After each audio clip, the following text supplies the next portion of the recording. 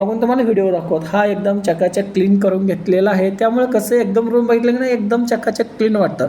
आता आपण मटेरियल्स आहेत ते सगळं शिफ्ट केल्यानंतरचा व्हिडिओ. चला पहा. हा माझा आहे शूज. कारण काही शूज मी क्लीन करून बाहेर ठेवले ते तो पण तुम्हाला दाखवतो. आणि इकडं हा माझा आहे कपड्याचा स्टॉक, टोपी, कॅप्स सर्व मी क्लीन करून सर्व लावून एकदम घेतलेलं आहेत. कारण भरपूर वेळ झाला आणि मला थोडंसं आराम करायची गरज होती.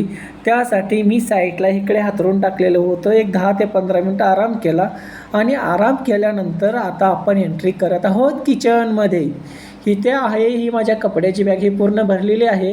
हे आहे आपलं कांदे, वांगे, बटाट्याचा रॅक. आणि इकडे आता आपण एंट्री करत आहोत किचनमध्ये. इकडं हे पूर्ण तुमच्या त्यांनी बॉक्स माझे कपड्याने आणि काय साहित्याने भरलेले आहेत. हे आहेत भांडी, काय छोटी मोठी लागतात ते आणून ठेवलेले आहेत. आणि इथे आहेत साईबाबाची आणि महादेवाची मूर्ती. आणि आता हे आहे आपलं किचनचं पूर्ण.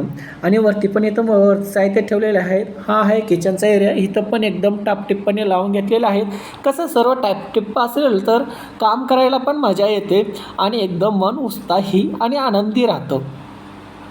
चला तुम्हाला पूर्ण व्हिडिओ दाखवतो. हा आहे पाठीमागून पुढे दाखवतो.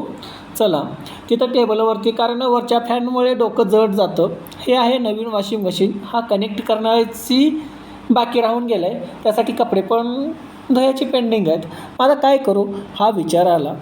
चला तरी हा वॉशरूम सर्व क्लीन करून घेतलेला आहे.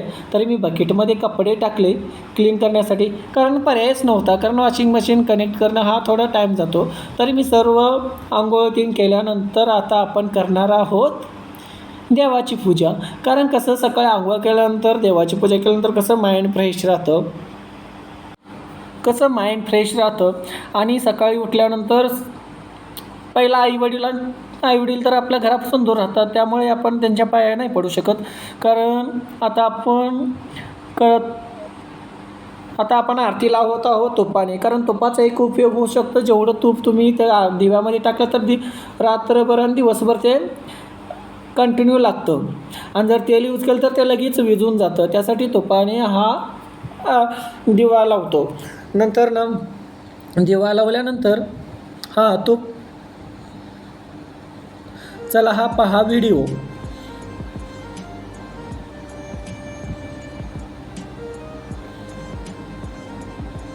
कारण आता आपल्याला अगरबत्ती लावायची होती. अगरबत्ती लावण्यासाठी आता आपल्याला माचीस तर आधी पेटवून तर घ्यायला लागेल ना. त्यासाठी आपण दिवा लावला.